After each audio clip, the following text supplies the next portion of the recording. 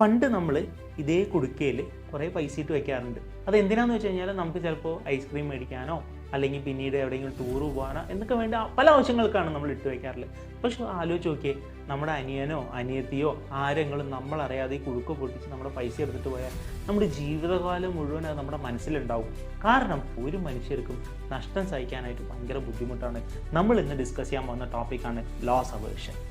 എന്ന് വെച്ച് കഴിഞ്ഞാൽ നമ്മൾ ഏതൊരു ഇൻവെസ്റ്റ്മെൻറ്റ്സ് നമ്മൾ തിരഞ്ഞെടുക്കുമ്പോഴും മാക്സിമം ലോസ് കുറച്ചുകൊണ്ട് മാക്സിമം പ്രോഫിറ്റ് കിട്ടുന്ന രീതിയിലായിരിക്കും നമ്മൾ ഇൻവെസ്റ്റ്മെൻറ്റ്സ് എടുക്കുക.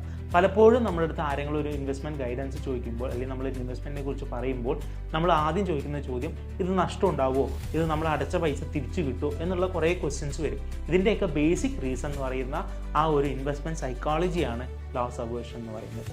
അപ്പോൾ നമ്മൾ ഈ ലോസ് അവേർഷൻ എങ്ങനെ ഒഴിവാക്കാമെന്ന് വെച്ച് കഴിഞ്ഞാൽ വെരി സിമ്പിളാണ്. നമ്മൾ നമ്മുടെ റിസ്ക് ടേക്കിംഗ് കപ്പാസിറ്റി മനസ്സിലാക്കുക.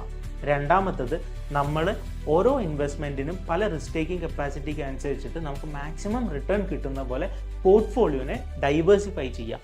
അങ്ങനെ ഡൈവേഴ്സിഫൈ ചെയ്തു പോകുമ്പോൾ നമുക്കൊരു ഒപ്റ്റിമൽ റിട്ടേൺ കിട്ടും. എന്ന് വെച്ചാൽ ലോസ് വരില്ല എന്നുള്ളതല്ല, പക്ഷേ ലോസ് വരാനുള്ള ചാൻസ് കുറയും എന്നുള്ളതാണ്.